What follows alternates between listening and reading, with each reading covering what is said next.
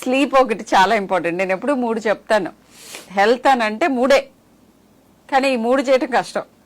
ఒకటి డయట్, ఒకటి ఎక్సర్సైజ్, మూడోది sleep. Sleep is the top one. Sleep సరిగ్గా ఉండాలంటే మనం డైట్ ఎక్సర్సైజ్ సరిగ్గా చేస్తే తప్ప స్లీప్ రాదు ఎవరికి. There is no way.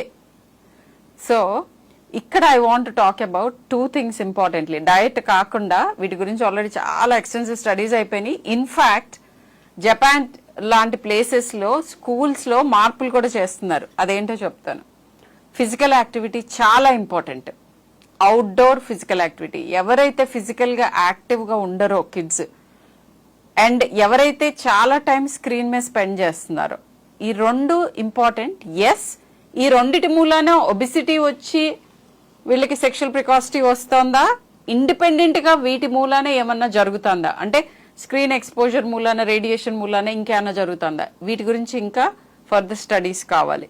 But physically active children eating proper food, healthy food, చాలా రేర్ వాళ్ళకి సెక్షువల్ ప్రికాసిటీ అన్లెస్ జెనెటిక్ రీజన్స్ ఉంటే తప్ప.